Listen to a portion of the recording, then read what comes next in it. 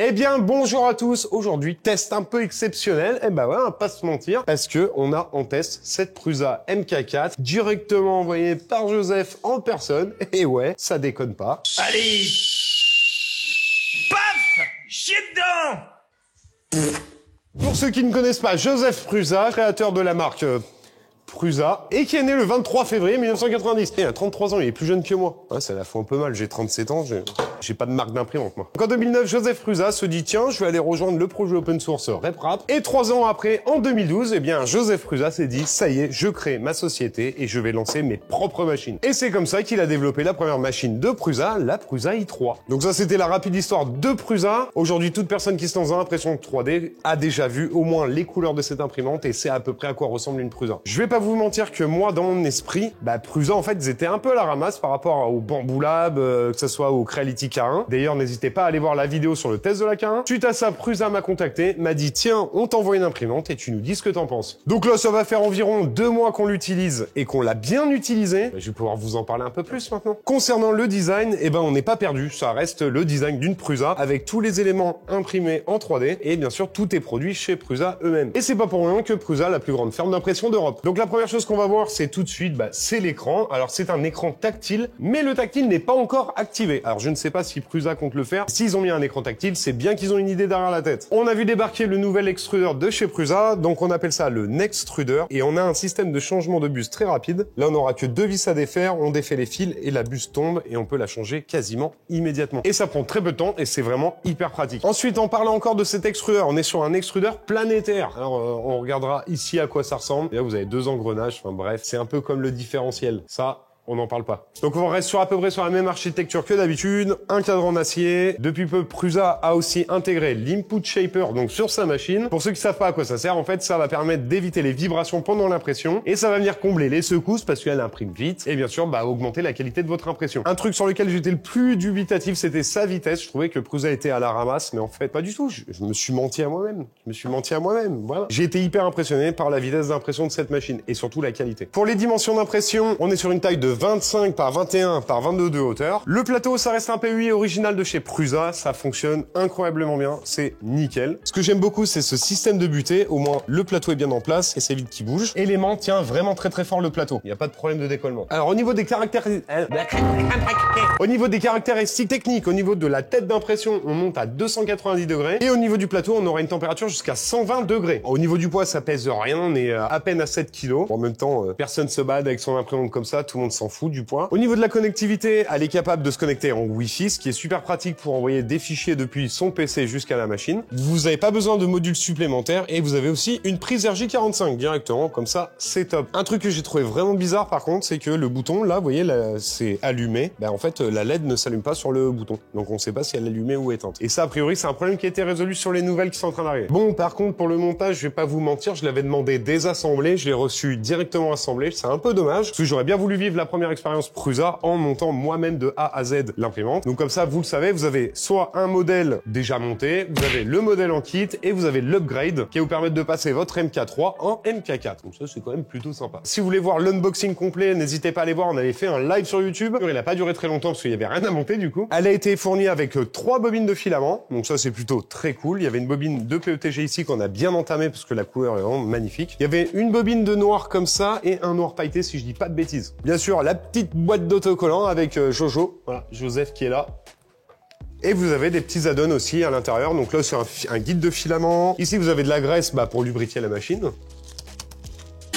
Donc là, je viens de lancer un Benchy Boat qui prend un peu moins d'une demi-heure. Et ce que j'aime énormément sur cette machine, c'est qu'elle va venir faire le niveau là où elle va imprimer. Elle va pas faire le plateau à chaque fois en entier. C'est vraiment trop bien. Donc là, vous voyez, le print est lancé. Elle va venir faire ses tests de niveau à l'endroit où on imprime. Donc là, on sait que le nivelage va être parfait. Et bien sûr, elle est fournie avec son petit ticket pour voir si elle a passé tous les checks. Et elle a passé tous les checkpoints sans problème, en fait. Donc, nickel. Oh, alors quand même, j'ai envie de dire un truc. Parce qu'ici, ils me disent que la clé USB a bien passé les tests. La mienne, elle a cramé au bout d'une impression. Impossible de la réutiliser. Mais ça arrive souvent avec des imprimantes que vous recevez, les clés USB, généralement, elles sont pas de très bonne facture. Même si là, elle semblait plutôt correcte, mais elle a cramé. C'est pas grave. Joseph, tu me dois une clé USB, je vais venir la chercher. La bagarre. Donc là, on voit qu'en termes de vitesse, elle est vraiment pas ridicule. Regardez la vitesse d'impression, mais surtout, ce que vous allez voir, c'est la qualité d'impression. Donc moi qui disais avec ma grande bouche, oui, les Prusa, c'est lent, ils sont à la ramasse. Après, moi, je m'en fous, je suis pas quelqu'un d'orgueilleux. Je suis pas quelqu'un d'orgueilleux, moi. La machine, elle marche bien, elle va vite. Je vais pas dire que c'est de la merde. Et surtout, en fait, vous voyez la vitesse, je mets le micro juste à côté, la machine est ultra silencieuse. Par contre, ça, c'est un vrai plus. C'est que c'est très agréable de l'avoir travaillé. Elle fait pas de bruit. Elle est très rapide et c'est satisfaisant de dingue. Donc, la partie matériaux maintenant. Parce qu'elle est donnée pour imprimer tout un tas de choses, tout un tas de trucs. Et ben, on s'est dit, tiens, on va essayer. Tout ce qui est PLA, PETG, ça marche impeccable. J'ai imprimé aussi de l'ABS sans l'enclosure, parce que vous pouvez acheter aussi une enclosure, donc un enclos à imprimante, un caisson. Voilà, un caisson. Et donc, j'ai imprimé sans caisson de l'ABS. Le seul truc que j'ai eu, c'est à un moment, il y a dû y avoir un courant d'air et j'ai une couche qui s'est pétée, quoi. Voilà. Sinon, j'ai tenté de faire du polycarbonate dessus PTFE, donc c'est un mélange de téflon et de polycarbonate. Ça n'a pas fonctionné. Encore une fois, avec l'extrudeur qui monte à 290 degrés, plus le plateau à 120, je pense que c'est jouable, mais encore une fois, il faut avoir ce caisson. Joseph, si tu m'entends, je t'attends. Un petit caisson comme ça, avec le MMU. Bah, quitte à choisir, autant m'envoyer la Prusa XL. On veut la tester. Pendant qu'elle est en train d'imprimer son Benchy, je vous propose de vous faire découvrir un peu les résultats d'impression. Bah oui, parce qu'on est là pour ça aussi, pour voir si c'est beau ou pas. Et hop là! Ah ouais! Là, vous allez voir, il y a plein de pièces. Je vais vous faire voir un petit peu ce que c'est. Attends, ah! C'est pas cassé, ça veut dire... Abonnez-vous. Abonnez-vous. Prenez 2 secondes pour le faire. Donc la toute première pièce, c'est celle-ci. C'est une petite raclette pour le plateau. Et regardez-moi cette qualité d'impression. J'ai été outré du résultat. C'est vraiment magnifique. Donc c'était cette bobine de filament là, voilà, métallisée qu'on a reçue avec la machine. C'est vraiment la première impression que j'ai lancée. Et je me suis dit, attends. C'est facile de nous sortir des beaux G-codes et tout, là, ça marche direct. Quand j'ai vu le résultat là, j'ai dit, attends. On va pas me la faire à moi parce que les G-codes, on vous connaît, vous, les constructeurs d'imprimantes. Hein. Bah ouais, vous faites des jolis fichiers et tout. Donc ce que j'ai fait, j'ai imprimé ça directement juste après. Et ça, c'est du PETG. Et donc ça, c'est du PETG chargé en carbone. Bon, regardez-moi cette qualité d'impression, c'est vraiment nickel. Il y a rien à dire. Alors pour ceux qui se posent la question, c'est que je fais du pink VR avec les lunettes, ça.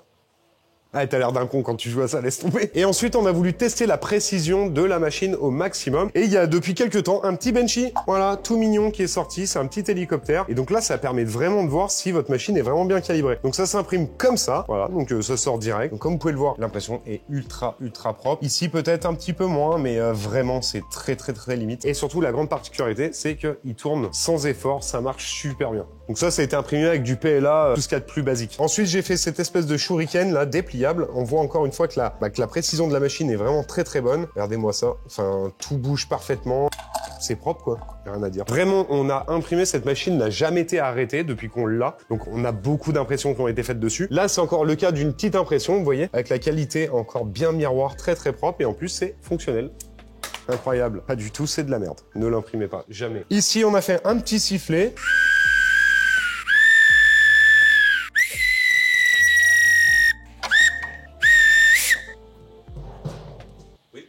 Pas rien, con lui. Waouh, méca robotisé. Il est juste magnifique, regardez-moi ça. Vraiment, je le kiffe, hein. Il est sur mon bureau. C'est un modèle que j'adore. Là, on voit encore une fois que tout fonctionne, tout s'emboîte parfaitement. C'est beau travail.